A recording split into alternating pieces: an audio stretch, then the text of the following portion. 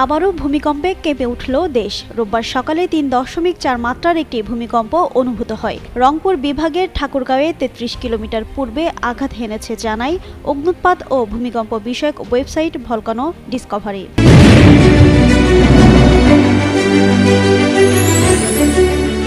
যদিও ভূমিকম্পের গভীরতা এখনও নিরূপণ করা যায়নি, ধারণা করা হচ্ছে এটি অগভীর ভূমিকম্প ছিল। এছাড়া বেশিরভাগ মানুষ এটি অনুভব করেননি।